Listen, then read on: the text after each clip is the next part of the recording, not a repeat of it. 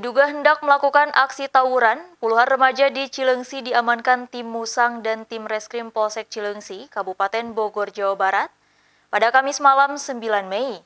Dalam penangkapan tersebut ditemukan sejumlah senjata tajam celurit di sebuah rumah kosong.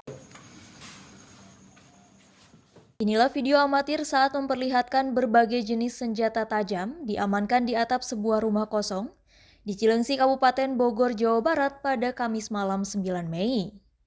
Senjata tajam itu diamankan usai ditangkapnya 14 remaja yang hendak melakukan aksi tawuran di wilayah Jalan Raya Cileungsi Jonggol oleh tim Reskrim Polsek Cileungsi dan tim Musang Polsek Cileungsi. Peristiwa itu berawal saat dua kelompok remaja yang tengah berkumpul di pinggir jalan. Tim patroli yang melihat kelompok remaja tersebut langsung mengamankannya ke Mapolsek Cileungsi lantaran akan melakukan aksi tawuran. Saat diinterogasi, remaja yang diamankan menunjukkan tempat penyimpanan senjata tajam yang disembunyikan di atap sebuah rumah kosong yang tak jauh dari lokasi remaja itu berkumpul. Setelah diamankan, pihak kepolisian pun memanggil masing-masing orang tua remaja tersebut. Saat dipertemukan, tangis kesedihan dari orang tua masing-masing remaja itu tak terbendung lantaran anaknya terlibat hendak melakukan aksi tawuran. Ini adalah antisipasi percobaan kegiatan tawuran. Jadi kita sebelum terjadinya tawuran bentrok antar keluar dua kelompok, kita antisipasi dulu.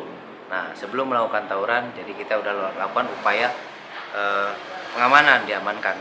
Berapa remaja yang 14. bawa sajam barang bukti yang disita?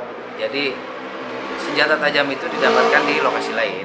Jadi sampai saat ini kan masih dalam proses penyelidikan, sehingga nanti kita coba kasih informasi lagi terkait kepemilikan senjata tajamnya itu, apakah dari 14 orang ini ada yang memiliki kan atau yang membawa, ini masih dalam proses penyelidikan.